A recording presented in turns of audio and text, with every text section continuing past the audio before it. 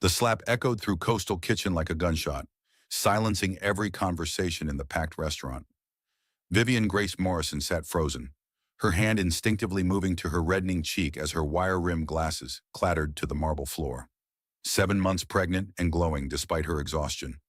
She stared across the white linen tablecloth at her husband Charles, whose face remained cold and calculating even after striking her in front of 50 witnesses. "Pick them up," Charles Edward Whitmore III commanded in the same tone he used with subordinates at his investment firm. His steel gray eyes held no remorse, only irritation that she had forced his hand. "And stop making that pathetic face. People are staring." The upscale restaurant had fallen eerily quiet except for the soft jazz playing over hidden speakers and the gentle crash of waves against the rocks outside. Coastal Kitchen sat perched on a cliff overlooking the Pacific, its floor-to-ceiling windows offering breathtaking views that normally made this the most sought-after reservation in town. Tonight, those windows reflected the stunned faces of diners who had witnessed something that would haunt them for weeks. Vivian's hands trembled as she bent forward awkwardly, her pregnant belly making the simple task of retrieving her glasses nearly impossible.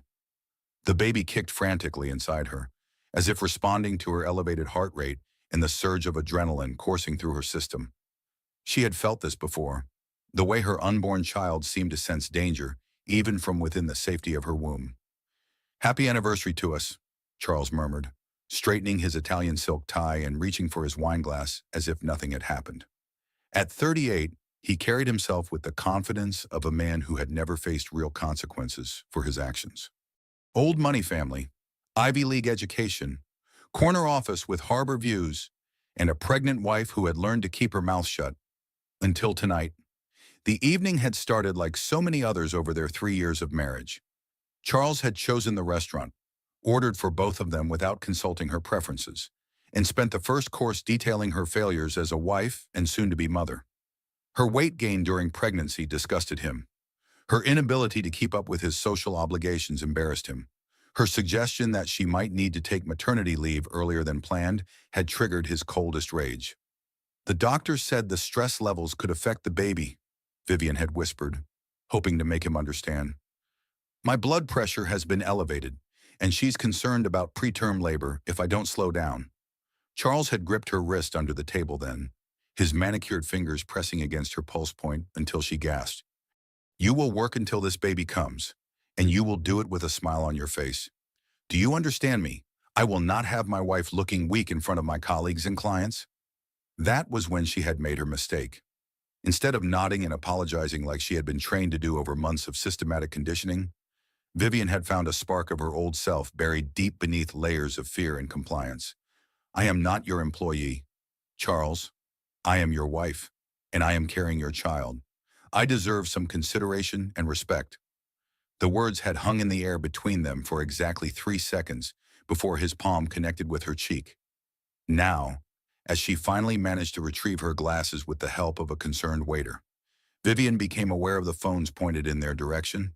In an age where everything was recorded and shared instantly, Charles had just destroyed any chance of maintaining his carefully crafted public image. But as she looked into his eyes, she realized he did not care.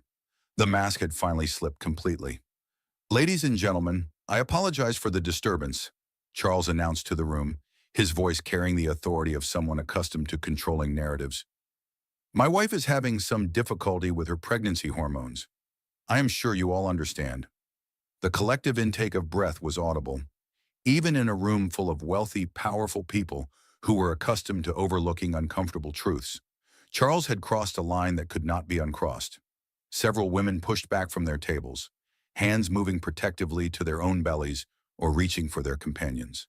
Vivian felt the familiar shame washing over her, the voice in her head that Charles had carefully cultivated, telling her this was somehow her fault. She should not have spoken back. She should not have embarrassed him in public. She should have been more careful, more submissive, more grateful for the privilege of carrying his heir. But the baby kicked again, harder this time, and something deeper than fear stirred in her chest. This tiny person growing inside her did not deserve to enter a world where violence was explained away as hormonal difficulties. This child deserved better than a father who solved problems with his fists and a mother too afraid to protect them both. "Charles," she said quietly, her voice stronger than she felt.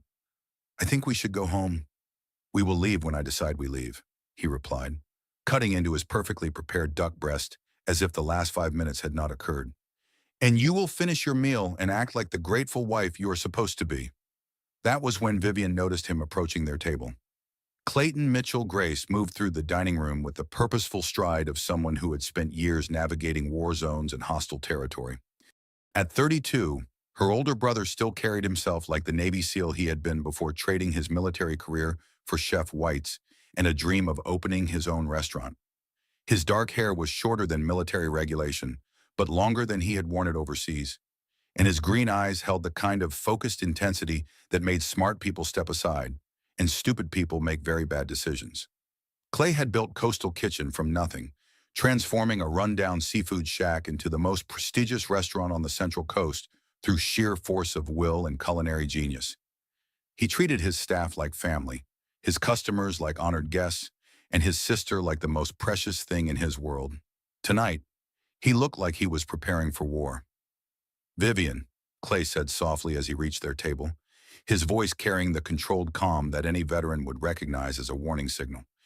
His eyes moved quickly over her reddened cheek, her trembling hands, her defensive posture, cataloging evidence with the efficiency of someone trained to assess threats and respond accordingly. "Clayton, how wonderful to see you," Charles replied smoothly, dabbing his mouth with his napkin.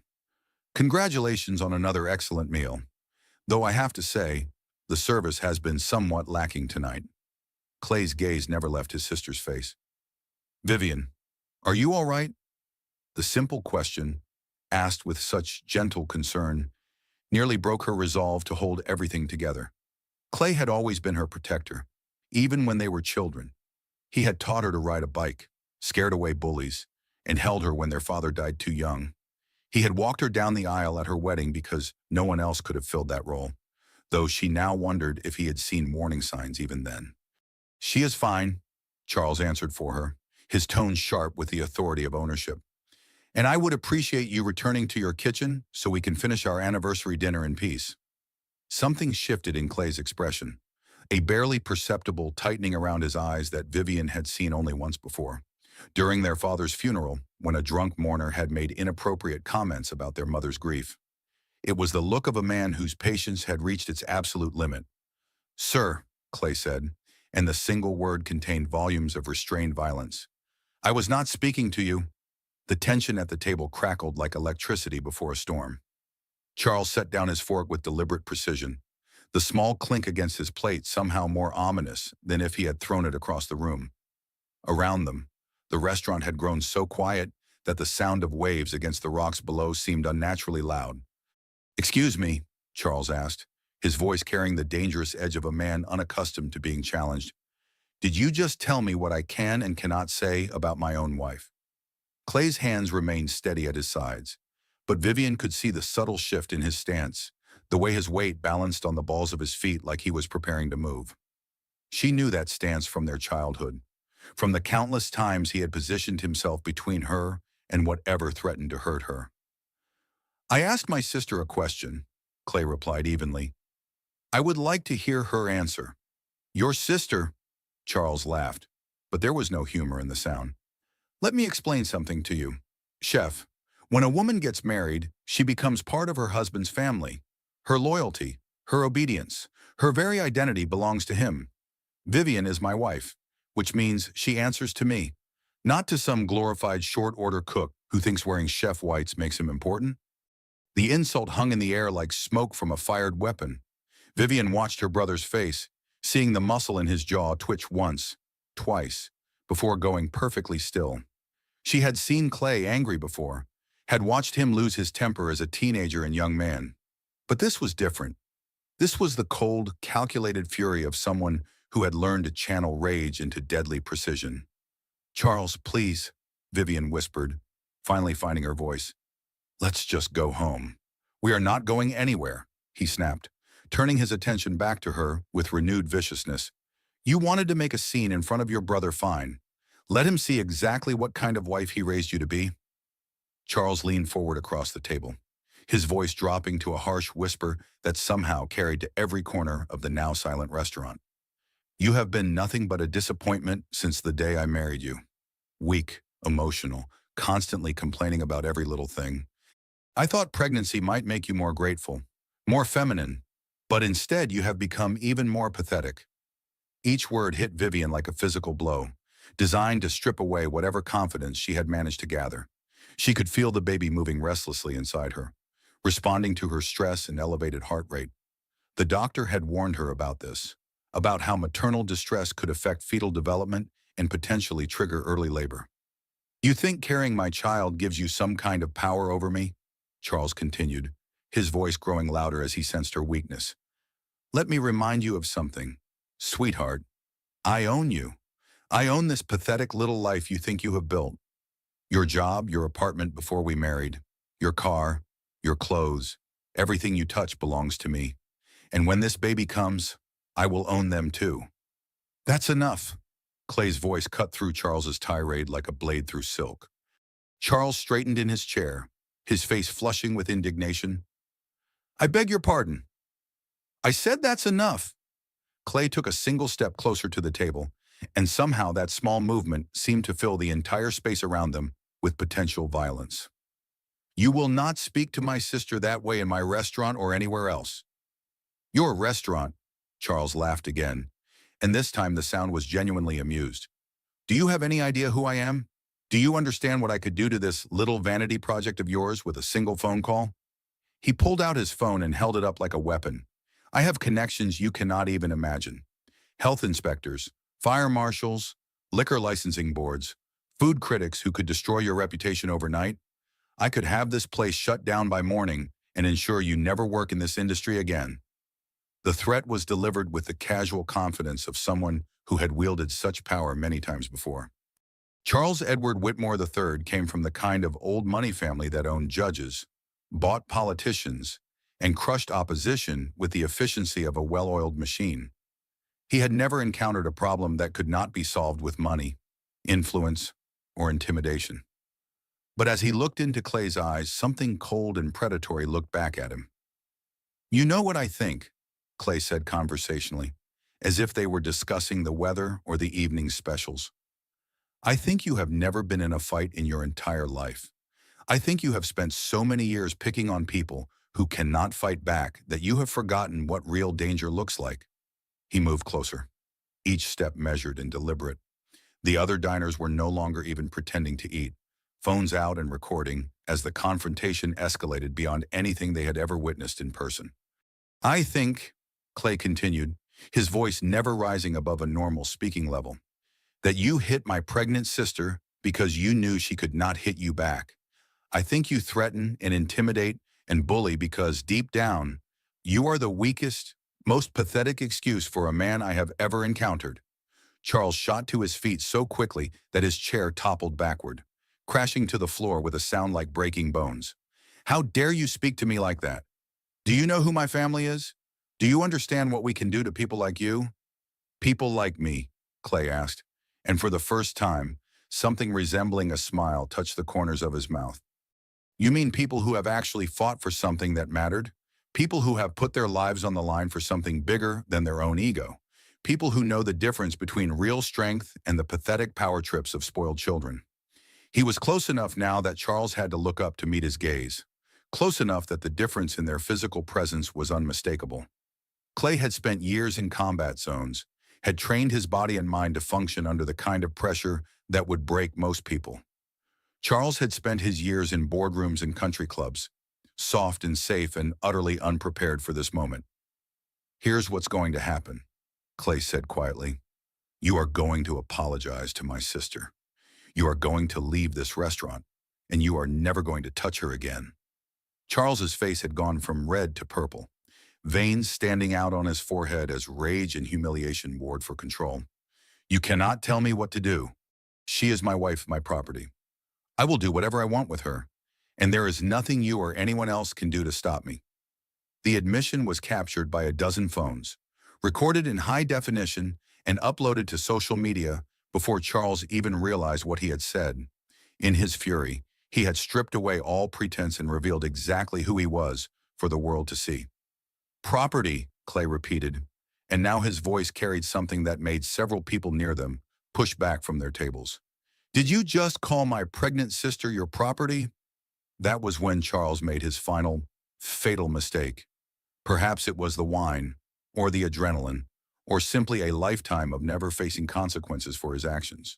But he reached out and pushed Clay's chest with both hands, trying to shove him away from the table. Get away from us, you worthless piece of trash. Take your military hero complex and get out of my sight before I have you arrested for harassment. Clay did not move. Charles might as well have been pushing against a mountain for all the effect his shove had, but something in the restaurant's atmosphere changed.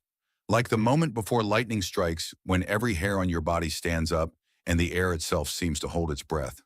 Clay looked down at the hands pressed against his chest, then back up at Charles's face. When he spoke, his voice was barely above a whisper, but it carried to every corner of the room with perfect clarity. Sir, you have just made the biggest mistake of your life. For a heartbeat that lasted an eternity, the entire restaurant held its breath. 50 witnesses watched as Clay stared down at Charles's hands pressed against his chest, then slowly, deliberately, looked back up into the other man's face. The silence was so complete that the sound of Vivian's sharp intake of breath seemed to echo off the walls. Charles, perhaps finally realizing he had crossed a line he could not uncross, tried to step backward. But Clay's hand moved with liquid precision, closing around Charles's wrist and holding him in place with the kind of controlled strength that spoke of years of training and absolute confidence. Remove your hands, Clay said quietly, his voice carrying the unmistakable authority of someone accustomed to giving orders in life or death situations. Now! The word hit Charles like a physical blow. Whatever bravado he had summoned by pushing Clay evaporated as he found himself unable to break free from the iron grip holding his wrist. For the first time in his privileged life, Charles Edward Whitmore III was physically overpowered by someone who would not be intimidated by his name or his family's influence. Let go of me, Charles demanded, but his voice cracked slightly, betraying the fear he was trying to hide. This is assault. I will have you arrested.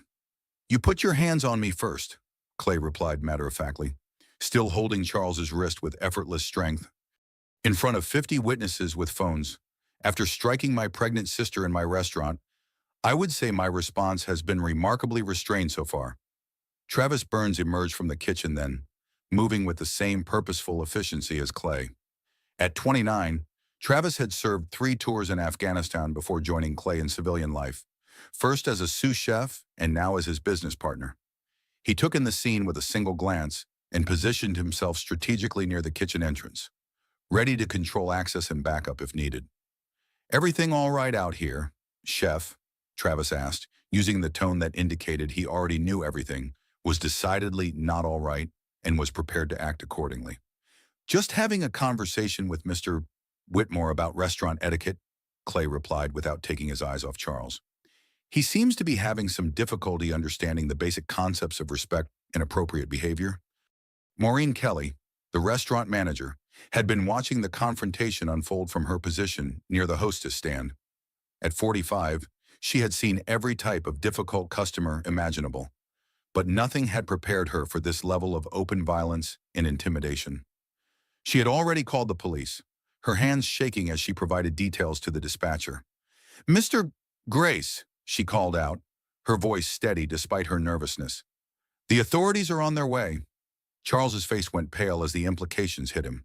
Police meant reports, reports meant records, and records meant his carefully maintained public image would be shattered beyond repair. His family's lawyers were good, but they could not undo video evidence of him striking a pregnant woman in front of dozens of witnesses. "This is ridiculous," he blustered, finally managing to pull his wrist free from Clay's grip.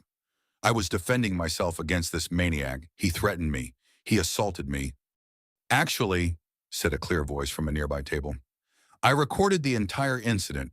Would you like me to play it back?" The speaker was an elderly woman dining alone, her silver hair perfectly coiffed and her eyes sharp with intelligence. She held up her phone with the confidence of someone who had witnessed injustice and refused to let it stand unchallenged. "As did I," added another diner, a young man who looked like he might be a journalist or blogger. "Posted it live to my social media accounts. 60,000 followers so far, growing by the minute." The color drained entirely from Charles's face as he realized the scope of his exposure. In the age of viral videos and instant global communication, his moment of uncontrolled rage had just been broadcast to the world. There would be no covering this up, no using family connections to make it disappear. "You do not understand," he said desperately, looking around the room as if searching for allies who would never come. "She is my wife. This is a private family matter. You have no right to interfere." "I understand perfectly," Clay replied, his voice carrying the patient tone of someone explaining something to a child. "You hit my pregnant sister in my restaurant. You threatened her, called her your property, and then put your hands on me when I intervened. There is nothing private about public assault, and there is nothing familial about abuse." He stepped closer, and Charles instinctively backed away, bumping into the overturned chair behind him. "Here is what you clearly do not understand. I spent 8 years in the Navy SEALs. I have been trained to neutralize threats with maximum efficiency and minimum collateral damage. Right now, in front of all these witnesses, you represent a clear and present danger to my sister and her unborn child." Clay's voice never rose above conversational level, but something in his tone made everyone in the restaurant understand they were witnessing a predator deciding whether to attack. "The only reason you are still conscious is because I choose to let you remain so. The only reason you are not currently on the floor with several broken bones is because I respect my sister too much to traumatize her further with unnecessary violence." Charles opened his mouth to speak, but Clay raised a single finger that stopped him as effectively as a shout. "But understand this very clearly," Clay continued. "My restraint has limits. If you ever, and I mean ever, lay a hand on my sister again, if you threaten her, intimidate her, or cause her one moment of fear or pain, I will forget about legal consequences and civilian rules of engagement. I will hunt you down and teach you exactly what 8 years of special operations training can accomplish when applied with personal motivation." The threat was delivered with such calm certainty that several diners actually pushed back from their tables, instinctively creating distance from the controlled violence radiating from Clay's still form. Charles tried to speak again, but found his mouth dry and his voice gone. "Do you understand me?" Clay asked. Charles nodded wordlessly, his earlier bravado completely evaporated. "Good. Now you are going to apologize to my sister, and then you are going to leave this restaurant. Security cameras and witnesses have recorded everything that happened here tonight. If I were you, I would contact a very good lawyer and prepare for the legal consequences of your actions." Vivian had been sitting frozen throughout the confrontation, her hands pressed protectively over her pregnant belly as she watched her brother transform into someone she barely recognized. She had known Clay was dangerous, had understood intellectually that his military training made him capable of violence most people could not imagine. But seeing him in action, watching him dominate a situation through sheer force of will and controlled intimidation, was both terrifying and deeply reassuring. "Charles," she said quietly, her voice stronger than it had been all evening, "I think you should leave." He turned to look at her, his face a mask of confusion and rage. "You are taking his side against your own husband." "I am taking the side of someone who has never hit me," Vivian replied, and the simple statement carried more weight than any accusation. "I am taking the side of someone who protects me instead of hurting me." The sound of sirens could be heard approaching in the distance, growing louder with each passing second.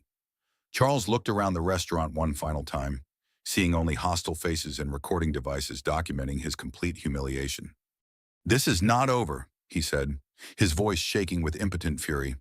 "You have no idea what you have started here. No idea what I am capable of." Clay smiled then, and it was not a pleasant expression. "Actually, I have a very good idea what you are capable of. I have seen you in action tonight. You are capable of hitting a pregnant woman and running your mouth when you think you are safe. What I am curious about is whether you understand what I am capable of." Charles had no answer for that. As the police sirens grew louder and the reality of his situation began to sink in, he turned and walked quickly toward the restaurant's exit, leaving behind his wife, his reputation, and any pretense that he was anything other than a coward who preyed on those weaker than himself. But as he reached the door, he turned back one final time, his eyes finding Vivian across the crowded dining room. "This is not over," he repeated, and this time the threat was unmistakable. Not by a long shot. To Ranonum. Detective Vernon Walsh arrived at Coastal Kitchen with the practiced efficiency of someone who had been working domestic violence cases for the better part of 2 decades. At 52, he carried himself with the bearing of a veteran who had seen humanity at its worst and still chose to fight for its best. His gray hair was cropped short.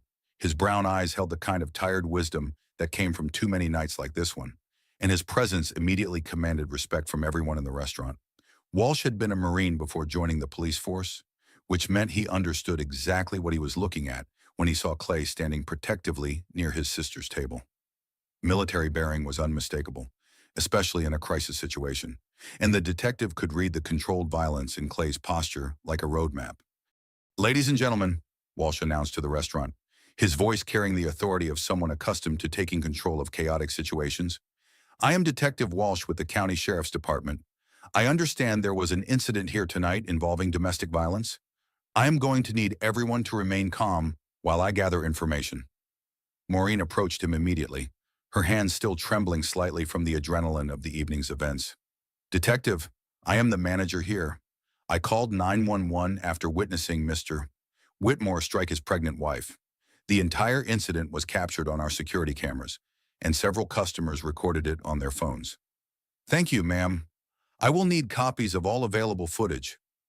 Walsh's eyes moved to Vivian, who was still seated at the table, one hand pressed to her reddened cheek and the other protectively covering her pregnant belly. "Mrs. Whitmore, I presume I am going to need to speak with you about what happened here tonight." Vivian looked up at him with eyes that held a mixture of fear, shame, and something that might have been hope. "It was not that bad," she said automatically, the words coming out before she could stop them. "I mean, he was upset about something, and I probably should not have talked back, and maybe I misunderstood, ma'am." Walsh interrupted gently, his voice carrying the patience of someone who had heard these exact words countless times before. "You have a handprint on your face, and 50 people witnessed your husband strike you. There is no misunderstanding to be had here." Clay stepped forward, his protective instincts triggered by his sister's attempt to minimize what had happened. "Detective, my name is Clayton Grace. This is my restaurant, and Vivian is my sister. What we witnessed tonight was not a misunderstanding or a domestic dispute. It was clear-cut assault by a man with a documented history of intimidation and control." Walsh turned his attention to Clay, taking in the military bearing, the controlled anger, and the obvious expertise in handling dangerous situations. "Mr. Grace, I appreciate your concern for your sister, but I need to hear her account of events directly. However, I would like to speak with you separately about what you observed and how you responded." That was when Dorothy Grace arrived, bursting through the restaurant's front door with the focused determination of a mother whose child was in danger. At 58, Dorothy retained the brisk efficiency of her nursing career and the fierce protectiveness that came from raising 2 children, largely on her own after her husband's early death. "Where is she?" Dorothy demanded, her eyes scanning the restaurant until she found Vivian still seated at the table. "Oh, honey, what did he do to you?" The appearance of her mother seemed to break something loose in Vivian's carefully maintained composure.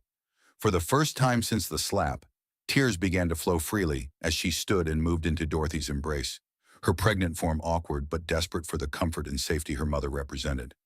"I am sorry," Vivian whispered against her mother's shoulder. "I am so sorry for all of this. I should have been more careful. Should not have said anything. Should not have made him angry." "Stop!" Dorothy said firmly, pulling back to look into her daughter's eyes. "This is not your fault. Do you hear me? Nothing you said or did justifies what happened here tonight." Walsh watched the family reunion with the clinical eye of someone trained to observe human behavior under stress. He had seen this pattern many times before: the victim's initial attempt to minimize the abuse, the family's protective response, and the complex dynamics that made domestic violence cases so challenging to prosecute successfully. "Mrs. Grace," he said, addressing Dorothy, "I assume someone called you about the incident." "Maureen called me," Dorothy replied, never taking her eyes off her daughter's face. "I am a retired nurse. Detective. I know what stress and trauma can do to a pregnant woman. We need to get her to a hospital for evaluation." As if summoned by her words, Vivian suddenly gasped and doubled over, her hands clutching her abdomen as a sharp pain shot through her midsection. The baby, which had been moving restlessly all evening, suddenly went completely still. "Something's wrong," Vivian said, her voice tight with pain and fear. "The baby. Something's wrong with the baby." Clay was at her side instantly, his arm supporting her weight as she struggled to remain upright. "We need to get her to the hospital now," he said, his voice carrying the urgency of someone who understood that every second could matter. "I am calling an ambulance," Walsh said, already reaching for his radio, but Dorothy shook her head. "My car is right outside, and the hospital is only 5 minutes away. An ambulance will take longer to get here than it will take us to get there." She looked at Clay with the expression of someone making a battlefield decision. "Can you carry her?" "Of course." Clay was already moving, scooping Vivian into his arms with the easy strength of someone who had carried wounded comrades to safety. "Travis, take care of things here. Maureen, send copies of everything to Detective Walsh." As they headed toward the door, Walsh called after them. "Mrs. Whitmore, we still need to discuss what happened here tonight. This investigation is not going away just because you are having a medical emergency." Vivian looked back at him over Clay's shoulder, her face pale and drawn with pain. "I understand, Detective, but right now, I need to make sure my baby is all right." They were almost to the exit when Charles reappeared, flanked by a woman in an expensive suit who could only be his lawyer. Eleanor Blake Whitmore shared her brother's aristocratic features, but carried herself with the sharp competence of someone who cleaned up other people's messes for a living. "Where do you think you're going with my client's wife?" Eleanor demanded, stepping into their path with the confidence of someone accustomed to getting her way through legal intimidation. Clay did not slow down or acknowledge her presence in any way. He simply adjusted his grip on Vivian and continued moving toward the door with the implacable momentum of a force of nature. "Get out of my way," he said quietly. And something in his tone made Eleanor instinctively step aside despite her legal training and professional bravado. Charles, emboldened by his sister's presence and the protection of legal representation, tried one final power play. "Vivian, you will come home with me right now. We can handle this medical situation privately, with our own doctor, without involving the authorities or making this circus any worse than you already have." Vivian lifted her head from Clay's shoulder and looked directly at her husband for the first time since he had struck her. When she spoke, her voice was weak from pain, but absolutely clear in its resolve. "I am not going anywhere with you, Charles. I am going to the hospital to make sure our baby is safe, and then I am going to decide what happens next. But I will never, ever, put myself or this child in a position where you can hurt us again." The words hit Charles like a physical blow. For the first time since the incident began, he seemed to understand that his actions might have consequences beyond legal troubles and public embarrassment. He might actually lose control of his wife, his child, and the carefully constructed life that depended on his ability to dominate and intimidate. "You cannot leave me," he said, and for the first time all evening, he sounded genuinely desperate rather than angry. "Vivian, we can work this out. I was under stress, I had too much to whine. I lost my temper. It will not happen again." But Clay was already pushing through the restaurant's doors, carrying his sister toward Dorothy's car, and away from the man who had spent 3 years systematically destroying her sense of self-worth and safety. As they reached the parking lot, Vivian was hit by another wave of pain, this one strong enough to make her cry out. The baby, which had been moving constantly throughout her pregnancy, remained ominously still. "Drive fast. Mom," Clay said as he gently placed Vivian in the back seat and climbed in beside her. "I think we might be running out of time." Behind them, Charles stood in the restaurant's doorway, watching the car disappear into the night and realizing that his world as he knew it was ending. Tomorrow, the videos would be everywhere. His family would demand explanations he could not provide. His business associates would distance themselves from the scandal. And somewhere in the chaos of consequences and recriminations, he had lost the only real power he had ever possessed, his wife's fear. Detective Walsh remained in the restaurant, methodically collecting evidence and witness statements, building a case that would ensure Charles Edward Whitmore III faced justice for his actions. But as he worked, he could not shake the feeling that tonight's incident was just the beginning of something much larger and more dangerous. In his experience, men like Charles did not simply accept defeat and move on. They escalated. They retaliated. They found new ways to hurt the people who had dared to stand up to them. And somewhere in the night, A decorated Navy SEAL was preparing to protect his family by any means necessary. The emergency room at Coastal Regional Medical Center buzzed with the controlled chaos of a Saturday night. But Dr. Sarah Chen took one look at Vivian's pale face and elevated stress levels and immediately moved her to the front of the triage line. At 34, Dr. Chen had delivered hundreds of babies and handled countless pregnancy emergencies. But something about this case triggered all her protective instincts. Mrs. Whitmore, I am Dr. Chen. I understand you experienced some trauma this evening, and you are concerned about your baby. She spoke with the calm efficiency of someone trained to project confidence, even in crisis situations. Vivian nodded, wincing as another wave of cramping pains shot through her abdomen. The baby was moving constantly during the incident, but now I cannot feel anything, and these pains started right after. She could not bring herself to say the words, "After my husband hit me," in front of a stranger. After the domestic violence incident, Dr. Chen finished matter-of-factly, making notes on her tablet. Mrs.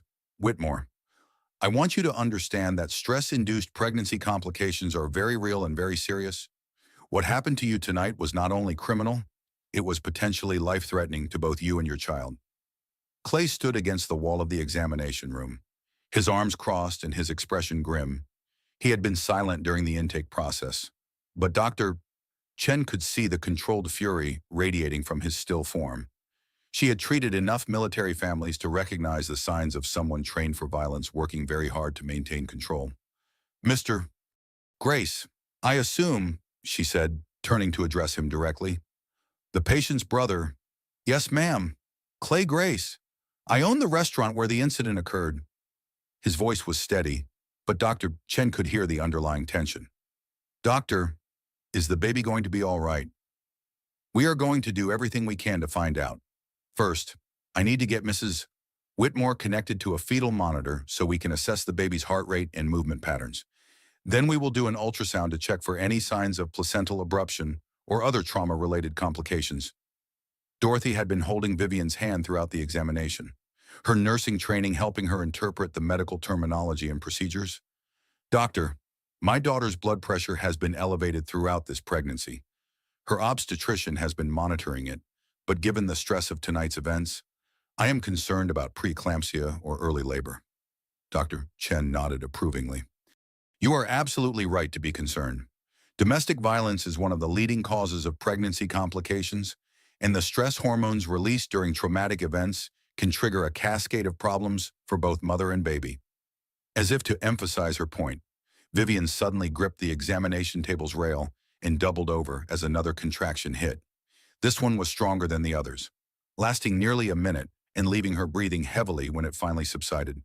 That felt like real labor, Vivian whispered, fear evident in her voice. But I am only 7 months along. It is too early. Mrs. Whitmore, we are going to admit you for observation and treatment. I want to get you on medication to stop these contractions and monitor you and the baby closely for the next 24 to 48 hours. Dr. Chen's tone was reassuring but serious. The good news is that even if we cannot stop the labor completely, babies born at 32 weeks have excellent survival rates with proper medical care. The word survival hit the room like a physical blow. For the first time since the incident began, Vivian fully understood the potential consequences of Charles's actions. This was not just about bruises or hurt feelings or damaged relationships. Her husband's violence had put their unborn child's life at risk.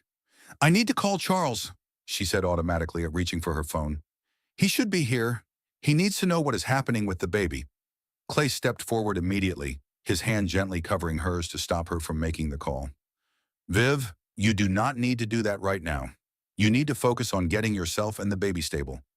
But he is the father, Vivian protested, though her voice lacked conviction. He has a right to know. He lost his rights when he put you and the baby in danger, Clay replied firmly. Right now, the only thing that matters is your health and safety. Dr. Chen looked between the siblings, reading the family dynamics with the expertise of someone who had navigated countless similar situations. Mrs. Whitmore, legally speaking, your husband does have certain rights regarding medical decisions and information about his child. However, given the documented domestic violence incident, we can implement safety protocols that prioritize your well-being. That was when Eleanor Blake Whitmore appeared in the doorway. Having somehow talked her way past hospital security, she wore the expression of someone accustomed to gaining access to restricted areas through sheer force of legal intimidation. Mrs. Whitmore, I am Eleanor Blake Whitmore, your husband's attorney and sister. I need to speak with you about the events of this evening and coordinate your medical care with your family's preferred physicians. Clay moved to block Eleanor's entry into the room, his body language making it clear that she was not welcome. She is not going anywhere or speaking to anyone until the doctors clear her, and she definitely does not need Charles's lawyer pressuring her while she is having pregnancy complications. I am not pressuring anyone, Eleanor replied smoothly. I am simply ensuring that my client's wife receives the best possible medical care and that his rights as the father are protected during this difficult time. Dr. Chen stepped between them with the authority of someone whose primary concern was patient welfare rather than legal maneuvering. Ms. Blake Whitmore, I am going to have to ask you to leave. My patient is experiencing a medical emergency that requires immediate attention in a stress-free environment. Any legal discussions can wait until she is stable. This is a private family matter, Eleanor insisted, but her voice lacked its earlier confidence. The incident at the restaurant was a misunderstanding that has been blown out of proportion by social media and overzealous family members. The incident at the restaurant, Clay said with dangerous quiet, was captured on multiple cameras and witnessed by 50 people. There was no misunderstanding about a grown man hitting his pregnant wife hard enough to send her glasses flying. Dorothy looked up from where she had been monitoring Vivian's contractions. Eleanor, I remember you from the wedding. You seemed like a reasonable person then. Look at my daughter. Really look at her. She is having premature labor because your brother's violence triggered a medical emergency. Is protecting his reputation really more important than the life of his child? The question hung in the air as Eleanor's eyes moved to Vivian, taking in the pale complexion, the trembling hands, the protective posture of someone expecting another blow. For a moment, something like recognition flickered across her features. Charles is under a great deal of stress, Eleanor said finally, but the words sounded hollow even to her. His business, the economy, the pressure of becoming a father. Sometimes good men make bad choices when they are overwhelmed. Good men do not hit pregnant women, Clay replied with absolute finality. Ever. Under any circumstances, and lawyers who enable that behavior are not helping anyone, including their clients. Before Eleanor could respond, Vivian was hit by another contraction, this one strong enough to make her cry out despite her efforts to remain quiet. The fetal monitor, which had been showing irregular but present heartbeats, suddenly began beeping rapidly as the baby's distress signals escalated. Everyone out except family, Dr. Chen ordered, her tone brooking no argument. We need to get Mrs. Whitmore to labor and delivery immediately. As nurses appeared to transfer Vivian to a wheelchair and rush her to the maternity ward, Eleanor found herself being escorted from the room by hospital security. But as she reached the doorway, she turned back one final time. This will not end here, she said, looking directly at Clay. My family has resources you cannot imagine. If you think you can destroy my brother's life over one moment of poor judgment, you are seriously mistaken. Clay met her gaze with the steady calm of someone who had faced much more dangerous threats than corporate lawyers wielding legal briefs. Your brother destroyed his own life the moment he chose to hit my sister. I am just making sure there are consequences. As Vivian was wheeled away toward the maternity ward, Clay and Dorothy following close behind, Eleanor stood alone in the hallway and realized that for the first time in her legal career, she might be defending someone who was genuinely indefensible. Meanwhile, somewhere across town, Charles Edward Whitmore III sat in his empty mansion, scrolling through social media and watching his carefully constructed public image disintegrate in real time. The videos from the restaurant had gone viral, shared thousands of times with commentary that ranged from outrage to disgusted to simply disbelieving that anyone could be so cruel to a pregnant woman. But Charles was not thinking about his reputation or his legal troubles or even his business prospects. He was thinking about control and how a decorated Navy SEAL had just taken away the most important thing he had ever possessed, his wife's fear. That was a problem that required a solution. And Charles had never been someone who accepted defeat gracefully. The maternity ward at Coastal Regional Medical Center, operated under a different set of rules than the rest of the hospital. Here, security was tighter, access was restricted, and the staff was trained to handle everything from joyful celebrations to devastating losses. Dr. Chen had admitted Vivian to a private room where monitors tracked both her vital signs and the baby's, painting a picture of two lives hanging in delicate balance. The contractions have slowed down with the medication, Dr. Chen explained to the family gathered around Vivian's bedside. But I want to keep her here for at least 48 hours to make sure we have stabilized the situation. The baby's heart rate is returning to normal ranges, which is encouraging. Vivian lay propped up in the hospital bed, looking fragile and exhausted but more alert than she had been in the emergency room. The IV in her arm delivered a steady stream of medications designed to stop premature labor, while the fetal monitor beside her bed provided a constant reminder of the tiny life she was fighting to protect. "I feel like such an idiot," she said quietly, her voice thick with shame and exhaustion. 3 years. I put up with his control and his criticism and his threats for 3 years, and I told myself it was normal. That marriage was supposed to be hard work. Dorothy reached over and smoothed her daughter's hair with the gentle touch of a mother who had held her through countless childhood fears and tears. "Honey, you are not an idiot. You are a victim of someone who systematically manipulated and controlled you. What Charles did to you was not your fault." Clay stood at the window overlooking the hospital parking lot, his posture that of a sentry maintaining watch. He had been quiet since they arrived at the maternity ward, but Vivian could see the tension in his shoulders and the way his hands clenched and unclenched at his sides. "Clay," she said softly, and he turned immediately, giving her his full attention. "I need to tell you something. Tonight was not the first time." The words fell into the room like stones into still water, creating ripples of understanding and fury that reached every corner. Clay's face went completely still, the kind of stillness that preceded either violence or perfect control. "How long?" he asked, his voice carefully neutral. "It started about 6 months after we got married. Little things at first. Grabbing my arm too hard when he was angry. Pushing me against walls during arguments. He said it was my fault for making him lose his temper." Vivian's words came out in a rush, as if she had been holding them back for so long that they could no longer be contained. Then it got worse. He would slap me when I talked back or questioned his decisions. He said I was being disrespectful, that I needed to learn my place as his wife, and I believed him, because he was so careful to make it seem reasonable, like it was just normal married life. Dorothy's eyes filled with tears as she listened to her daughter describe years of abuse that had been carefully hidden from everyone who loved her. "Why didn't you tell us? Why didn't you ask for help?" "Because he convinced me it was my fault," Vivian replied, her voice breaking.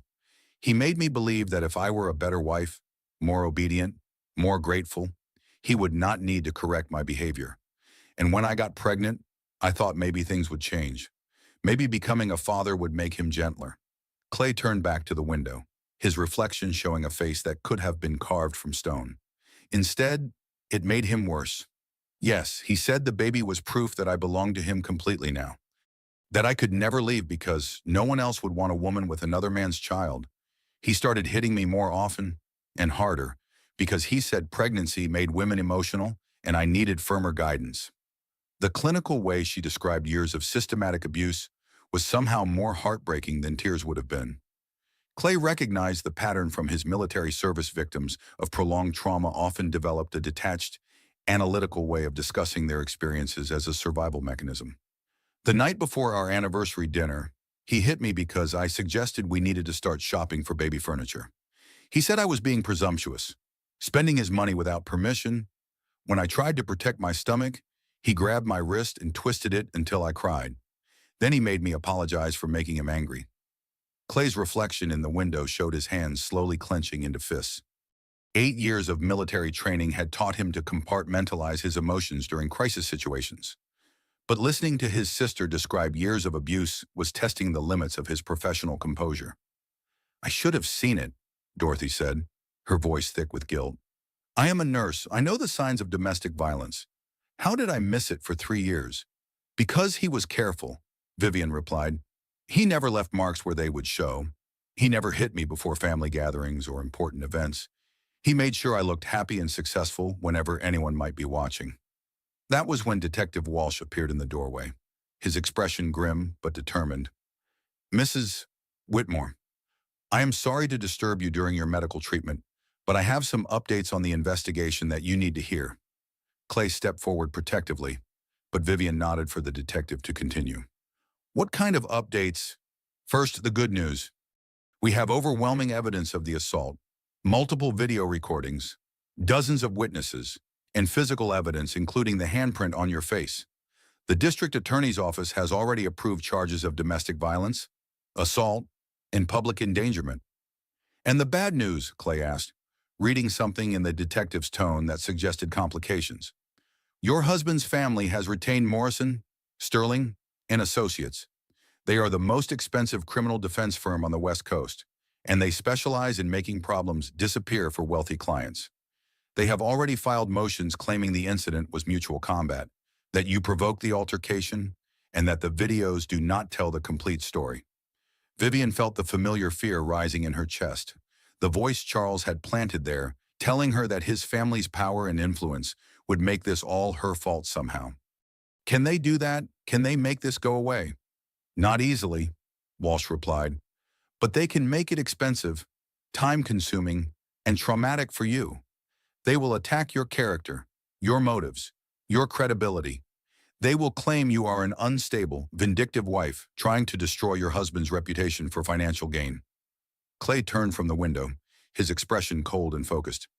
Detective, what are our options for protecting my sister from legal harassment while she is recovering from pregnancy complications?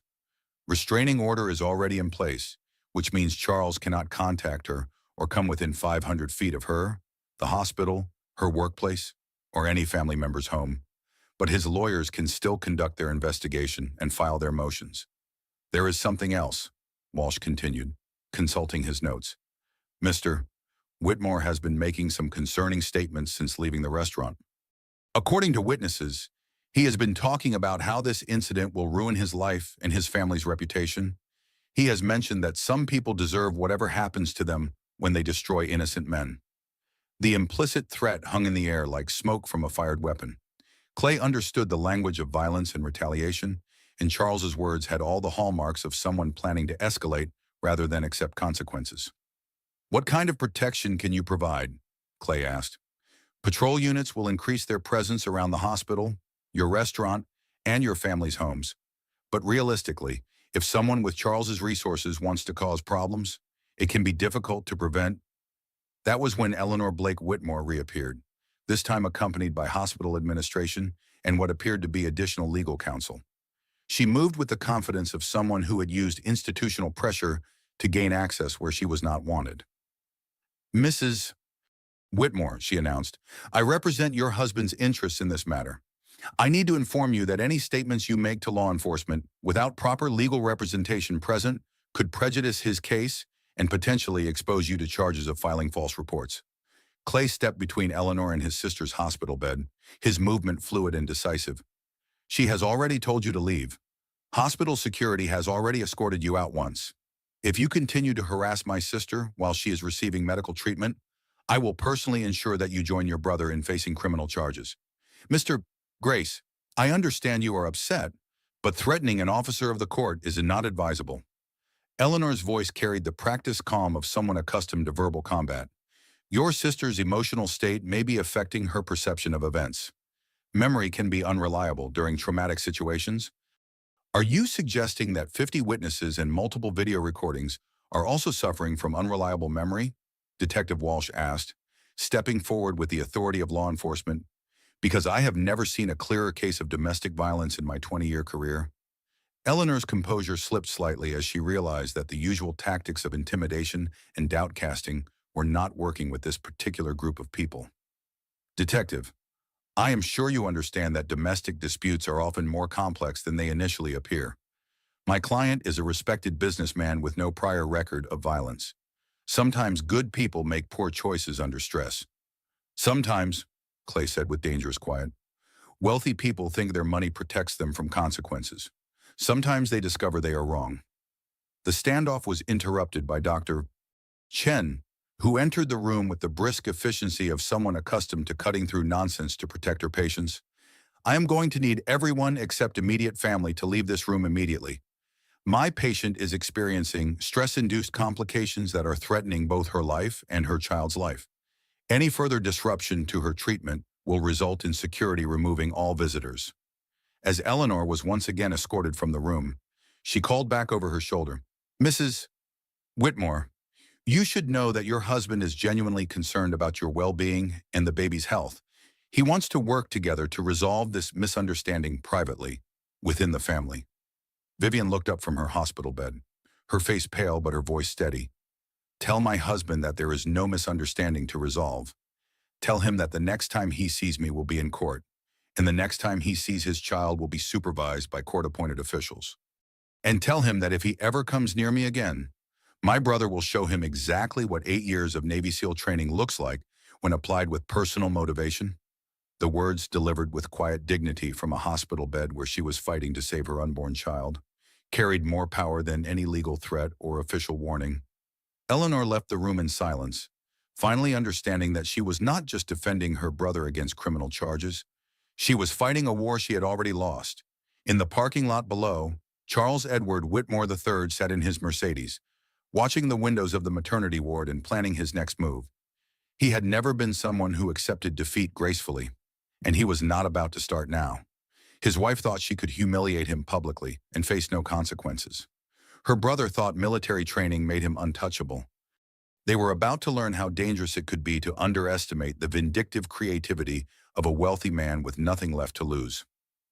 Clay left the hospital at dawn, after ensuring that both Vivian and the baby were stable and that Dorothy would maintain constant vigil. He drove through the empty streets with the focused purpose of someone transitioning from protective mode to offensive operations. 3 years of abuse demanded more than just criminal charges and restraining orders. It demanded intelligence gathering and strategic planning.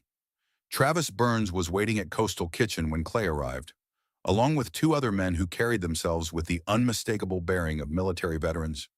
Jack Martinez had served 3 tours in Iraq as a Marine reconnaissance specialist, while Danny O'Connor had been Clay's team leader during their final deployment in Afghanistan. Both men had dropped everything to respond when Travis called them about the situation. "How's Vivian?" Travis asked immediately, his concern evident. "Stable for now. The doctors think they can prevent premature labor if she stays on bed rest and avoids stress." Clay's voice carried the exhaustion of someone who had been running on adrenaline for 12 hours. But Charles is not going away quietly. His family has hired the most expensive legal team on the West Coast, and they are already working to discredit her testimony. Jack Martinez looked up from the laptop where he had been scrolling through social media coverage of the incident. The videos have been shared over 2 million times. Most of the comments are supportive of Vivian, but Charles's people are already working to control the narrative. They are claiming she provoked the incident and that you used excessive force in responding. "What kind of man hits a pregnant woman?" Danny asked, his Irish accent thickening with disgust. "In my neighborhood growing up, that would have earned him a beating that put him in the hospital for months." Clay poured himself coffee from the machine behind the restaurant's bar, his movements automatic and precise. Charles Edward Whitmore III is the kind of man who has never faced real consequences for his actions. Old money family, Ivy League education, connections that have protected him from accountability his entire life. "Not anymore," Travis said grimly. "Elite Security Solutions called me this morning. They handle security for 3 restaurants in the same group as us, and they wanted to warn us that someone has been asking questions about your background and the restaurant's finances." Clay's attention sharpened immediately. "What kind of questions? Financial records, employee backgrounds, health department inspections, liquor licensing, immigration status of kitchen staff. The kind of comprehensive investigation that suggests someone is looking for pressure points to exploit." Jack closed his laptop and turned to face Clay directly. "Brother, I think you need to understand what you are dealing with here. I did some research on the Whitmore family last night. They are not just wealthy. They are connected at levels that most people cannot even imagine." He pulled out a folder filled with printouts and documents. Charles's grandfather was a federal judge. His father sits on the boards of 3 major corporations and 2 federal banking committees. His uncle is a retired senator who still has influence in Washington. His sister Eleanor is not just a corporate lawyer. She specializes in crisis management for wealthy families facing public scandals. They have made problems disappear before, Danny added, consulting his own notes. In 1995, Charles's cousin was arrested for sexually assaulting a college student. The charges were dropped after the victim received a settlement that included a non-disclosure agreement. In 2003, Charles's brother was involved in a hit-and-run accident that killed a pedestrian. The family's investigators found evidence that the victim was intoxicated, and the brother received 2 years of probation. Clay absorbed the information with the methodical attention of someone trained to assess enemy capabilities and resources. So they have experience in discrediting victims and manipulating the legal system. More than that, Jack continued, they have a pattern of escalating retaliation against anyone who threatens their family's reputation. In 2007, a business partner tried to expose some questionable financial practices at one of their companies. He ended up facing federal tax evasion charges, lost his business, and had to declare bankruptcy. The charges were eventually dropped, Danny noted, but not until after his life was completely destroyed. Travis leaned forward across the table where they had spread their research materials. Clay, these people play a different game than anything we faced overseas. They do not use guns or bombs. They use lawyers and private investigators and institutional pressure to crush anyone who gets in their way. So what are you suggesting? Clay asked, though his tone indicated he already knew the answer. We fight back using their own methods, Jack replied. Intelligence gathering, pressure points, leverage. We find out what skeletons the Whitmore family has been hiding, and we make sure they understand that protecting Charles means exposing themselves to the same kind of scrutiny they are planning to use against Vivian. Clay considered the proposal, weighing his protective instincts against his understanding of legal and ethical boundaries. We do this right.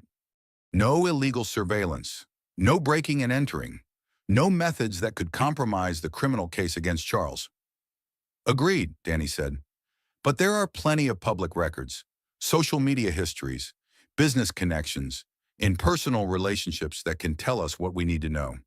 If the Whitmore family wants to play hardball, they need to understand that they are not the only ones with resources and expertise.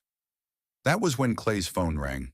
The caller ID showed Eleanor Blake Whitmore's office number, which meant Charles's legal team was already making their next move. Mr. Grace, this is Eleanor Blake Whitmore. I think we need to have a conversation about resolving this situation in a way that protects everyone's interests, including your sister's long-term well-being. Clay put the phone on speaker so the others could hear. Mrs. Blake Whitmore, my sister's long-term well-being would be best served by your brother facing full legal consequences for his actions and staying away from her permanently. Mr. Grace, I understand you are angry, but you need to consider the practical realities of this situation. My brother is willing to accept responsibility for his poor judgment last night, seek counseling for anger management, and provide generous financial support for your sister and the baby. In exchange, we would ask that she not pursue criminal charges that could destroy his career and reputation. The offer was delivered with the smooth confidence of someone who had made similar deals many times before. Clay could almost hear the unspoken threats lurking beneath the reasonable tone. And if she refuses your generous offer, Clay asked, then we will be forced to defend my brother vigorously, which means exposing every aspect of your sister's life to public scrutiny. Her financial difficulties before marriage, her history of depression and anxiety, her dependence on my brother's income and social status. We will argue that she orchestrated this incident to gain leverage in a potential divorce settlement. Jack, Danny, and Travis exchanged looks that communicated years of shared combat experience and mutual understanding. They had heard this kind of threat before, from different enemies in different contexts, but the underlying message was always the same: surrender or face total destruction. Ms. Blake Whitmore, Clay said with the patient tone of someone explaining something to a child, let me make sure I understand your position.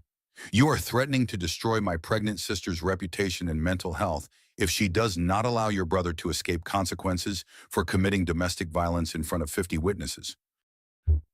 I am explaining the legal realities of a complex situation, Eleanor replied, but her voice had lost some of its earlier confidence. Criminal trials are public proceedings. Evidence will be presented, testimony will be given, and details of their marriage will become part of the public record. Then I guess we will see each other in court, Clay replied. And Ms. Blake Whitmore, you might want to spend some time researching my background before you decide how far you want to escalate this situation. I am not some frightened civilian who can be intimidated by legal threats and character assassination. He ended the call and looked around the table at his assembled team. Gentlemen, I believe we have just declared war on one of the most powerful families on the West Coast. Anyone who wants to walk away now has my complete understanding and no hard feelings.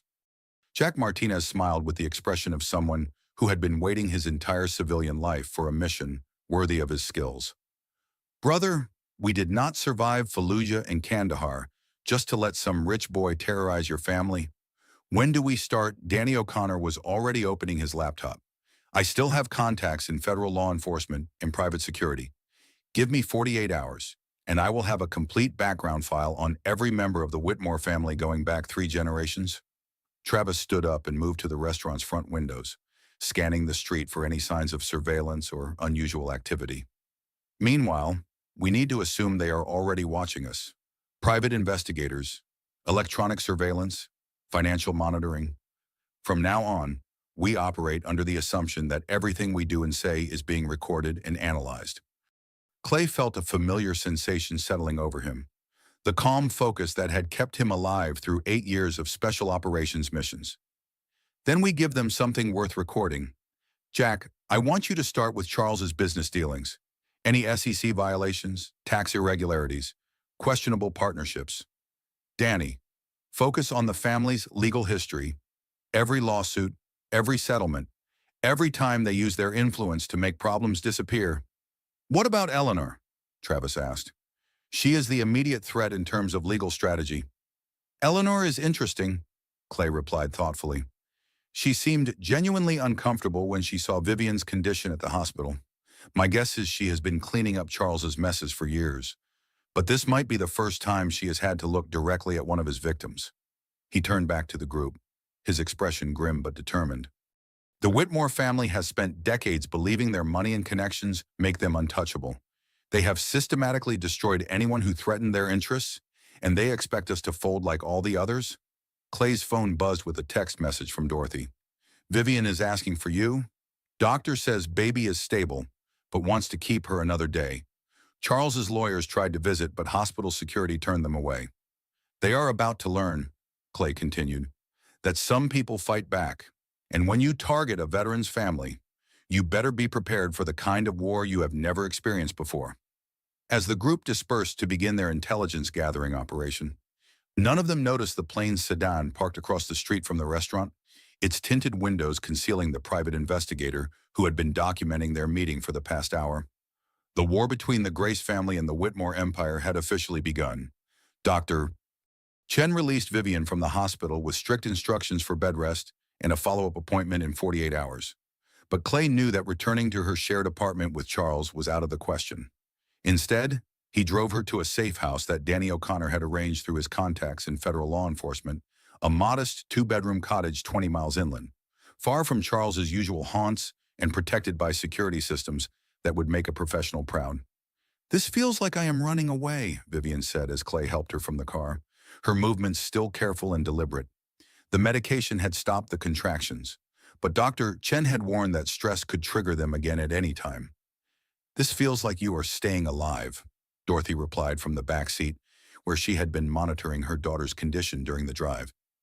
Honey, that man threatened you in front of witnesses. His lawyers have made it clear they intend to destroy your reputation and credibility. Until the criminal case is resolved, you need to be somewhere he cannot find you. The cottage sat on 5 acres of wooded land, its isolation providing natural security while remaining close enough to medical facilities if complications arose. Travis had stocked the kitchen with everything they would need for an extended stay, while Jack Martinez had installed additional security cameras and motion sensors around the perimeter. It is not forever, Clay assured her as he carried her suitcase into the master bedroom. Just until we know how Charles plans to respond to the charges, and until we have enough leverage to ensure he leaves you alone permanently. Vivian sank into the comfortable armchair by the bedroom window, her hands instinctively moving to her pregnant belly. The baby had been active since leaving the hospital, as if responding to the reduced stress levels and safer environment. Clay, I need to ask you something, and I need you to be completely honest with me. Her voice carried the serious tone of someone preparing for difficult truths. What exactly are you and your friends planning to do about Charles and his family? Clay sat on the edge of the bed, his expression carefully neutral. We are gathering information that might be useful for your legal case. Background research, financial records, anything that might help Detective Walsh and the prosecutor build a stronger case. That is not what I am asking, and you know it. Vivian's eyes held the kind of clarity that came from finally seeing a situation without the filter of fear and manipulation. I know you, Clay. I know what you are capable of when someone threatens your family. I need to know that you are not planning to do something that will land you in prison. The question hung in the air between them, carrying 3 decades of shared history and unconditional love. Clay had always been her protector, but she had also been his anchor to civilian life and moral certainty. Now she was asking him to choose between his protective instincts and his respect for her wishes. Charles escalated this situation when he put his hands on you, Clay said finally. He escalated it further when his family decided to wage legal warfare against a pregnant woman recovering from domestic violence. I will not let them destroy you to protect his reputation. But will you stay within the law? Vivian pressed. Will you promise me that whatever you do, you will not cross lines that you cannot uncross? Before Clay could answer, his phone rang with a call from Travis at the restaurant. Clay, we have a problem. Charles just showed up here with a court order demanding access to our security footage from last night. He is claiming his lawyers need it for his defense. But something feels wrong about this. Clay put the phone on speaker so Vivian and Dorothy could hear. What kind of court order? It looks legitimate, but it is signed by Judge Harrison Whitmore. Same last name as Charles. I am thinking this might be the family connection Jack warned us about. The implications hit Clay immediately. If the Whitmore family controlled the judge assigned to review evidence in Charles's case, they could manipulate the legal process in ways that went far beyond normal courtroom tactics. Travis, do not turn over anything until we have our own lawyer review that order. Take pictures of the document and send them to me immediately. Already done. But Clay, there is something else. While Charles was here making demands about the security footage, someone broke into the cottage where you had been staying before. Nothing was taken, but the place was searched thoroughly. Professional job. Barely any signs of forced entry. Vivian's face went pale as the reality of their situation became clear. They found where you live. They found where I used to live, Clay corrected, but his voice carried the grim understanding of someone who recognized escalating tactics. Good thing we moved you here instead of there. Dorothy stood up abruptly, her maternal instincts triggered by the growing threat to her daughter's safety. This is getting out of hand. Maybe we should consider Eleanor's offer to settle this privately, if it means protecting Vivian and the baby from this kind of harassment. Mom, no. Vivian's voice carried surprising strength for someone who had been hospitalized less than 24 hours earlier. If we give in to their threats now, Charles will know he can control me forever. Our child will grow up watching their father get away with violence because his family has money and influence. She struggled to her feet, one hand supporting her pregnant belly while the other gripped the chair arm for balance. I spent 3 years being afraid of him. I let him convince me that his anger was my fault, that his violence was my failure as a wife.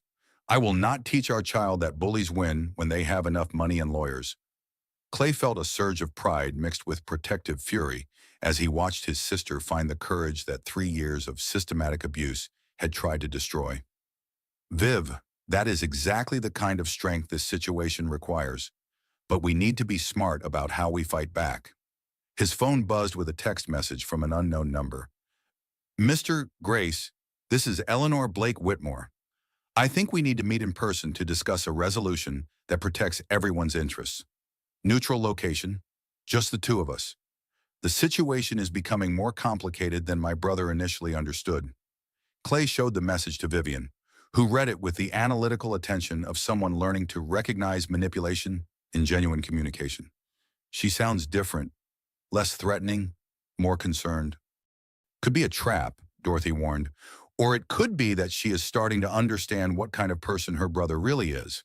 Clay considered the options, weighing the potential for gathering intelligence against the risk of walking into an ambush or legal entrapment. There is only one way to find out, but I am not going alone, and I am not going anywhere they choose. He typed a response. Ms. Blake Whitmore, I am willing to meet, but the location will be public, neutral, and of my choosing. Coastal Community Center, main conference room, tomorrow at 2 p.m. You come alone. I will do the same. Any attempt at recording, surveillance, or legal entrapment ends the conversation immediately. The response came back within minutes. Agreed, Mr. Grace. I think you should know that this situation has revealed some things about my brother that I was not previously aware of. We need to discuss how to protect your sister without destroying two families in the process. Sakudi, Clay studied the message, his military training automatically analyzing the word choices and implications. Eleanor was either genuinely concerned about the escalating situation, or she was an exceptionally skilled manipulator preparing a more sophisticated attack. What do you think? He asked Vivian, showing her Eleanor's response. I think, Vivian said slowly, that Eleanor has spent her career cleaning up Charles's messes without ever having to look directly at his victims. Seeing me in that hospital bed, pregnant and traumatized, might have been the first time she understood the real cost of her brother's behavior. Dorothy moved to the window and peered through the blinds at the surrounding woods. Or it might be that their private investigators have found something they can use against us, and she wants to deliver the threats personally. Either way, Clay replied, we need more information about what they are planning. Jack and Danny should have their background research completed by tomorrow morning. If Eleanor wants to negotiate, I want to know exactly what leverage we have before I sit down at that table. His phone rang again, this time with a call from Detective Walsh. Mr. Grace, I have some updates on the case that you and your sister need to hear. Are you somewhere secure where we can talk? Yes, we are at a safe location. You are on speaker with Vivian and my mother. Good. First, the district attorney's office has formally filed charges against Charles' domestic violence, assault in the third degree, and public endangerment. However, his legal team has already filed motions to suppress the video evidence, claiming it violates his privacy rights. Can they do that? Vivian asked, her voice tight with concern. Not easily, but they can delay the trial and create procedural complications. More concerning is that someone has been investigating you, Mrs. Whitmore.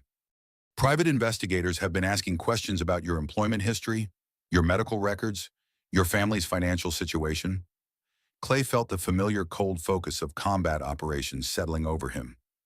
What kind of questions? The kind that suggests they are building a character assassination case, depression treatment, anxiety medication, any history of emotional instability that they can use to claim you are an unreliable witness. They are also looking into your relationship with your brother, trying to build a narrative that he has undue influence over your decisions. Dorothy sat down heavily, the implications of coordinated legal warfare hitting her with full force. They are going to put my daughter on trial instead of their son. That is their plan, Walsh confirmed. But here is what they do not know. We have been conducting our own investigation into Charles's background. Mrs. Whitmore, your husband has a sealed juvenile record for assault. 2 incidents when he was 16 and 17, both involving violence against girlfriends. The revelation hit Vivian like a physical blow. He told me I was his first serious relationship. He said he had never loved anyone enough to lose his temper before. He lied, Walsh continued. We also found records of 3 domestic violence calls to his residence during his first marriage. No charges were filed because the wife refused to cooperate, but the pattern is clear. Clay absorbed this information with grim satisfaction. Detective, how did you get access to sealed records? Let us just say that some judges are more concerned with justice than family connections. The point is, Charles has a documented history of violence against women that his family has been covering up for over 20 years. Does his legal team know you have this information? Vivian asked. Not yet, but they will when we file our response to their motions. Mrs. Whitmore, I want you to understand something. This case is not going away quietly. Charles's family has the resources to make this a long, expensive, and public fight. Are you prepared for that level of scrutiny and stress? Vivian looked around the safe house where she had taken refuge from her own husband, then down at her pregnant belly, where her child grew despite the trauma and chaos surrounding them both. When she spoke, her voice carried a strength that surprised everyone in the room, including herself. Detective Walsh, I have spent 3 years being afraid of what Charles might do if I spoke up about his abuse. I have hidden bruises, made excuses, and convinced myself that his violence was somehow my fault. But I will not raise my child in that same environment of fear and lies. She stood up slowly, one hand supporting her belly while the other reached for Clay's arm. Charles made his choice when he hit me in public. His family made their choice when they decided to attack my credibility rather than address his behavior. Now I am making my choice. I will testify against him.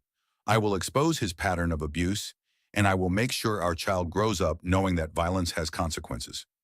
The room fell silent as everyone absorbed the determination in her voice. Clay felt a surge of pride mixed with protective concern as he realized his sister had found the courage that would carry her through whatever came next. In that case, Walsh said, you should know that Charles violated the restraining order this afternoon.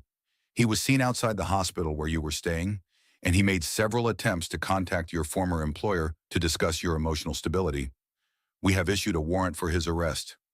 The news should have been reassuring, but Clay understood that cornering a dangerous man often made him more unpredictable rather than less.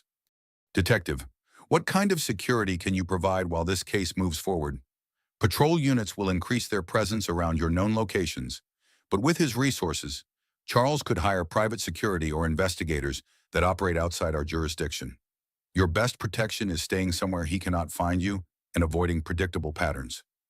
After Walsh ended the call, the three family members sat in the safe house living room, contemplating the reality of their situation. They were at war with one of the most powerful families on the West Coast, fighting a battle that would determine not only Charles's fate, but the kind of world Vivian's child would inherit. Clay, Vivian said quietly, I need you to promise me something before you meet with Eleanor tomorrow. What is it? Promise me that whatever information your friends have discovered, whatever leverage you think we have, you will not use it to hurt innocent people. Eleanor may be Charles's sister, but she is not responsible for his choices. Their parents, their extended family, their employees, they do not deserve to be destroyed because of what Charles did. Clay considered her request, weighing his protective instincts against her moral clarity. Viv, these people are trying to destroy your reputation and credibility to protect a man who hit you while you were pregnant. They are not innocent bystanders. Maybe not, she replied. But if we fight their cruelty with our own cruelty, if we become the kind of people who destroy others to get what we want, then Charles wins anyway. He will have turned us into versions of himself. The wisdom in her words hit Clay with unexpected force. In 8 years of military service, he had learned to identify and neutralize threats with maximum efficiency. But his pregnant sister, recovering from domestic violence in a safe house, was teaching him something about moral courage that all his training had not prepared him for. I promise, he said finally. We fight back, but we fight clean. We protect you and the baby, but we do not become the monsters we are fighting against. Outside the safe house, hidden cameras recorded their conversation, while private investigators updated their files on the Grace family's location and security arrangements. The war was escalating, and both sides were preparing for a confrontation that would determine much more than the outcome of a single criminal case. In his mansion across town, Charles Edward Whitmore III sat in his study, scrolling through social media coverage of his public humiliation while planning his next move. The restraining order and criminal charges were merely legal inconveniences that his family's lawyers would eventually overcome. But Clayton Grace had made this personal by turning his wife against him in front of the entire world. That was a problem that required a more permanent solution than anything the courts could provide. The real war was just beginning. The Coastal Community Center's main conference room felt like neutral territory, its bland institutional decor and fluorescent lighting stripped of any advantage for either side. Clay arrived exactly on time, having spent the morning reviewing the intelligence files that Jack and Danny had compiled on the Whitmore family. What they had discovered was enough to shift the balance of power dramatically, if used correctly. Eleanor Blake Whitmore was already waiting at the conference table, looking every inch the successful corporate lawyer in her tailored suit and perfect makeup. But Clay's trained eye caught the subtle signs of stress, the slight tremor in her hands, the tension around her eyes, the way she gripped her briefcase like a shield. Mr. Grace, thank you for agreeing to meet, she said as he took the seat across from her. I hope your sister's recovering well from her medical emergency. She is stable, but the doctors are concerned about ongoing stress affecting her pregnancy, Clay replied neutrally, which is why I am hoping this conversation will lead to your brother accepting responsibility for his actions and leaving my family alone. Eleanor opened her briefcase and removed a thick folder, her movements precise but lacking their earlier confidence. Mr. Grace, I have been practicing law for 15 years. I have handled crisis management for some of the most powerful families in the country, but I have never encountered a situation quite like this one. She paused, seeming to choose her words carefully. When I watched the video of what happened at your restaurant, I told myself it was an isolated incident. Stress, alcohol, a moment of poor judgment that could be explained and managed. But then I spoke with Charles about his marriage, and I learned some things that changed my perspective significantly. Clay remained silent, letting her continue while assessing whether this was genuine remorse or sophisticated manipulation. My brother has been lying to our family for years about his relationship with your sister. He told us she was emotionally unstable, prone to dramatic outbursts, possibly suffering from pregnancy-related mental health issues. He said she had been making false accusations about their marriage to gain sympathy and leverage. Eleanor's voice dropped as she continued. But when I had my investigators do a thorough background check on Vivian, they found no evidence of mental instability, no history of false accusations, no pattern of manipulative behavior. What they found was a young woman with an exemplary work record, strong family relationships, and no previous contact with law enforcement. So you realize your brother had been lying to you, Clay observed. More than that, I realized he had been lying to himself. When I confronted him with the evidence that contradicted his version of events, his response was terrifying. He became enraged that I would question his authority over his wife. He said that what happened in his marriage was nobody's business, including mine. Eleanor reached into her folder and removed a small digital recorder.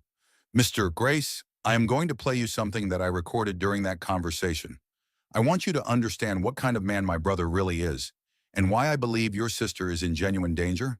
She pressed play, and Charles's voice filled the conference room with chilling clarity. Eleanor, you need to understand something about marriage. When a woman takes your name, she becomes your responsibility. If she steps out of line, if she embarrasses you, if she threatens everything you have built, you correct the problem. Vivian has forgotten her place, and now she thinks she can destroy me with help from her war hero brother. Clay listened to the recording with the controlled attention of someone trained to gather intelligence under pressure. Charles's words revealed not just contempt for his wife, but a fundamental belief that violence was an acceptable tool for maintaining control. The recording gets worse, Eleanor warned, fast-forwarding to another section. Charles's voice continued. I do not care what it costs or how long it takes. I want Vivian destroyed, her reputation, her credibility, her ability to function in society. I want her brother's restaurant shut down and his military record investigated for any misconduct we can exploit. And if legal methods do not work, there are other ways to solve problems permanently. The implicit threat was unmistakable. Clay felt the familiar cold focus of combat operations settling over him as he realized that Charles was planning escalation beyond legal warfare. When did you record this? Clay asked. Last night, when I went to his house to discuss settlement options. Mr. Grace, my brother is not just refusing to accept responsibility for what he did. He is planning to retaliate against your entire family in ways that go far beyond courtroom tactics. Eleanor's professional composure finally cracked, revealing genuine fear beneath her corporate lawyer facade. I have spent my career protecting my family's interests, sometimes by methods I am not proud of, but I will not be part of a conspiracy to harm a pregnant woman and her unborn child. Clay studied her face, reading the body language and vocal patterns that indicated either genuine distress or exceptionally skilled deception. Ms. Blake Whitmore, what exactly are you proposing? I want to help you stop my brother before he does something that destroys both our families irreparably. In exchange, I am hoping you will consider a resolution that does not involve exposing every mistake the Whitmore family has made over the past 3 generations. The negotiation was interrupted by Clay's phone buzzing with a text from Travis. Emergency at the safe house. Armed men approach the perimeter. Vivian and Dorothy are secure but shaken. Police en route. Clay showed the message to Eleanor, whose face went pale as she realized the implications. "This is what I was afraid of," she whispered. "Charles said that legal methods might not be sufficient." "Call him," Clay ordered, his voice carrying the authority of someone accustomed to command decisions. "Call him right now and tell him to stand down whatever operation he has initiated." Eleanor fumbled for her phone with trembling hands. "Charles, this is Eleanor. I need you to call off whatever you have set in motion regarding the Grace family. We are in negotiations, and any further escalation will destroy everything." Charles's voice came through the phone speaker with cold fury. "Eleanor, you seem to have forgotten which side you are on. I do not negotiate with people who threaten my family's reputation. I eliminate them. Charles, if you hurt that woman or her child, I will personally ensure that you face federal charges for domestic terrorism and conspiracy to commit violence. I will turn over every piece of evidence I have collected about your behavior to federal authorities." "You would not dare," Charles replied, but his voice had lost some of its earlier confidence. "Try me," Eleanor said with steel in her voice. "I may be your sister, but I am also an officer of the court. I will not be complicit in violence against innocent people." The line went dead, leaving Clay and Eleanor staring at each other across the conference table, while the reality of their situation crystallized. Charles had moved beyond legal warfare into territory that threatened everyone involved. "Mr. Grace," Eleanor said quietly, "I think we need to stop thinking of this as a negotiation and start thinking of it as a crisis intervention. My brother has crossed lines that cannot be uncrossed." Clay was already standing, his mind shifting into tactical mode as he prepared to return to the safe house and assess the threat level. "Ms. Blake Whitmore, if you genuinely want to help my family, you need to understand that your brother has just declared war on a decorated Navy SEAL who will do whatever is necessary to protect his pregnant sister." "I understand," Eleanor replied. "And Mr. Grace, the intelligence files you mentioned having on my family, I think it might be time to use them. Charles needs to understand that he is not the only one with access to devastating information." As Clay headed for the door, Eleanor called after him one final time. "Mr. Grace, please do not let this situation turn you into the kind of person who solves problems with violence. Your sister would never forgive herself if protecting her cost you your humanity." Clay paused at the doorway, considering her words. "Ms. Blake Whitmore, my sister has already been hurt by someone who chose violence over accountability. I will not let that happen again, regardless of the cost to my humanity or anything else." The drive back to the safe house took 20 minutes that felt like hours, with Clay's phone providing constant updates from Travis, Danny, and Jack about the security situation. By the time he arrived, the immediate threat had been neutralized, but the message was clear: Charles was prepared to escalate beyond anything they had anticipated. Vivian was waiting for him in the living room, her face pale but her voice steady as she described the men who had approached the property. "They were not trying to break in," she said. "They were making sure we knew they could find us anywhere we tried to hide." Clay knelt beside her chair, taking her hands in his while making a promise that would define everything that followed. "Viv, I swear to you that this ends now. Charles has made his final threat against this family." The war between the Grace family and Charles Whitmore was about to reach its conclusion, and only one side would walk away intact. 3 months later, Vivian Grace Morrison held her daughter for the first time in the maternity ward of Coastal Regional Medical Center, surrounded by family who had fought a war to ensure this moment could happen safely. Isabella Grace Morrison, named for Dorothy's mother, and carrying the Grace family name by choice, weighed 6 pounds, 8 ounces, and announced her arrival with the strong, clear cry of someone who would never doubt her right to be heard. "She is perfect," Dorothy whispered, tears streaming down her face as she watched her daughter cradle her granddaughter. "After everything we went through, she is absolutely perfect." Clay stood beside the hospital bed, his expression soft with wonder as he looked down at his niece.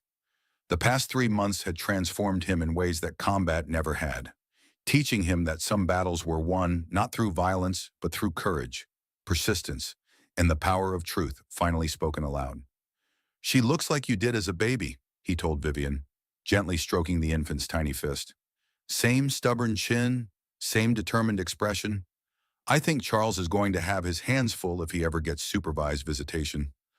The mention of Charles brought a momentary shadow across Vivian's face. but it passed quickly. The criminal trial had concluded 6 weeks earlier with guilty verdicts on all charges: domestic violence, assault, criminal threatening, and violation of a restraining order. Charles Edward Whitmore III was currently serving 18 months in minimum security prison, followed by 5 years of probation and mandatory anger management counseling. More importantly, the civil case had been settled with terms that ensured Vivian's financial independence and Isabella's future security. The Whitmore Family Trust had established a fund for the child's education and medical expenses, while Vivian received enough alimony to remain home with her daughter for the first 2 years if she chose. "Any word from Eleanor?" Vivian asked, adjusting Isabella's blanket with the careful movements of a new mother still learning to trust her instincts. "She sent flowers and a card," Dorothy replied, indicating an elaborate arrangement of white roses and baby's breath that dominated one corner of the room. "The card says she hopes you and Isabella will have the peaceful, happy life you both deserve." Eleanor Blake Whitmore had proven to be an unexpected ally during the final weeks of the legal proceedings. Her testimony about Charles's escalating threats and her willingness to provide recorded evidence of his violent intentions had been crucial in securing his conviction. The experience had cost her professionally. Several corporate clients had dropped her firm after the scandal, but she had told the prosecutor that some things mattered more than billable hours. "Travis brought lunch from the restaurant," Clay said, indicating a basket of carefully prepared meals designed for new mothers. "And Jack and Danny wanted me to tell you that Isabella officially has 3 honorary uncles who will teach her everything from motorcycle maintenance to advanced tactical planning when she gets older." Vivian laughed, the sound light and genuine in a way that had been missing from her voice for years. "Please tell them that my daughter will be learning age-appropriate skills like reading, mathematics, and how to recognize healthy relationships with people who treat her with respect." "We will compromise," Clay replied with a grin. "Reading and mathematics first, motorcycle maintenance when she turns 16? Dr. Chen entered the room with the brisk efficiency that Vivian had come to associate with excellent medical care and genuine concern for her patient's well-being. "Mrs. Morrison, I have your discharge paperwork ready. Isabella's pediatrician will want to see her within 48 hours, and you have a follow-up appointment with me next week." The name change had been finalized a month earlier, with Vivian legally returning to her maiden name and ensuring that Isabella would carry the Grace family legacy rather than the Whitmore burden. It had been a symbolic victory that felt more significant than any legal judgment. "Dr. Chen," Vivian said as she signed the discharge forms, "I wanted to thank you for everything you did during those first terrible days. If you had not taken my medical emergency seriously, if you had not protected me from Charles's lawyers—" "Mrs. Morrison, protecting mothers and babies from domestic violence is part of my job," Dr. Chen replied firmly. "But I am proud that you found the courage to protect yourself and your daughter. Too many women in your situation never escape." As they prepared to leave the hospital, Clay's phone buzzed with a message from Detective Walsh. "Wanted you to know that Charles filed an appeal this morning. Legal experts say it has virtually no chance of success, but thought you should be aware." Clay showed the message to Vivian, who read it with the calm attention of someone who had learned to face bad news without panic. "He is never going to stop completely." "Is he?" "Probably not," Clay admitted. "But he is facing 18 months of incarceration to think about whether continued harassment is worth additional legal consequences. And now that his pattern of violence is part of the public record, any future incidents will be taken much more seriously by law enforcement." Dorothy helped Vivian into the wheelchair required for hospital discharge, then carefully positioned Isabella in her arms for the ride to the elevator. "Besides, he will have other things to worry about. I heard his family's investment firm is facing SEC investigation for some questionable accounting practices that came to light during the trial." Clay had not asked Jack and Danny what information they had provided to federal authorities, but he suspected that Charles's legal troubles extended far beyond domestic violence charges. The Whitmore family's decades of covering up problems and manipulating the system had finally attracted the attention of investigators who could not be bought or intimidated. "Where to now?" Dorothy asked as they reached the hospital's main entrance, where Travis waited with Clay's truck. "Home," Vivian said simply. "Our home." The house was a modest 3-bedroom craftsman in a quiet neighborhood 20 minutes from the restaurant, close enough for Clay to visit regularly, but far enough from Charles's usual territory to provide psychological distance. Vivian had chosen it herself, using money from the settlement to make the down payment and establish the kind of independent life she had never been allowed to imagine during her marriage. "The nursery looks amazing," she said as Clay carried Isabella upstairs to see her new room for the first time. Dorothy and several friends from the restaurant had spent weeks transforming the space into a peaceful sanctuary decorated in soft greens and yellows, with a mural of ocean waves that reminded everyone of the view from Coastal Kitchen. "Travis insisted on the bookshelf," Clay said, indicating a wall-mounted shelf already filled with children's books. "He said Isabella needs to grow up understanding that knowledge is power, and that reading gives you the ability to travel anywhere and become anyone you want to be." Vivian settled into the comfortable rocking chair beside Isabella's crib, finally allowing herself to believe that this peaceful scene was real and permanent. "Clay, I need to tell you something I should have said months ago." "What is it?" "Thank you. Not just for protecting us, though you did that. Thank you for believing me when I finally found the courage to tell the truth. Thank you for refusing to let Charles and his family convince me that his violence was my fault. Thank you for showing Isabella, even before she was born, what it looks like when men use their strength to protect instead of harm." Clay knelt beside the rocking chair, his hand gently resting on Isabella's tiny blanket. "Viv, you saved yourself. I just made sure you had a safe place to land while you found your courage again." "Maybe," she replied. "But I want Isabella to grow up knowing that she has an uncle who would move mountains to keep her safe, and that she should never settle for anything less than a partner who treats her with the same respect and protection." As the afternoon sun streamed through the nursery windows, casting gentle light across the 3 generations of the Grace family, Vivian finally understood what Charles had tried so hard to destroy: the unbreakable bonds of people who choose to love and protect each other instead of controlling and diminishing. Isabella stirred in her arms, dark eyes opening to focus on her mother's face with the intense attention of someone seeing the world for the first time. In that gaze, Vivian saw infinite possibility, a future free from the fear and shame that had defined her marriage, and the promise that her daughter would grow up knowing her own worth. "Welcome to the world, baby girl," she whispered. "You are going to do amazing things." Outside, the Pacific Ocean stretched endlessly toward the horizon, its waves carrying away the last remnants of a painful chapter and washing the shore clean for whatever came next. At Coastal Kitchen, the dinner crowd gathered to celebrate another successful evening of Clay's culinary artistry. Unaware that their chef had just begun the most important job of his life, teaching his niece that she deserved a world where love meant safety, where family meant protection, and where strength was measured not by the ability to control others, but by the courage to stand up for what was right. Charles Edward Whitmore III would serve his sentence and face whatever consequences his choices had earned. But in a quiet nursery overlooking a peaceful neighborhood, 3 generations of the Grace family had already won the only victory that truly mattered: the right to build a future free from fear, filled with love and defined by the unshakable certainty that some things, family, truth, and the protection of the innocent, were worth fighting for with everything you had. The war was over, the healing had begun, and Isabella Grace Morrison slept peacefully in her mother's arms, dreaming of a world where she would never doubt her right to be safe, loved, and free.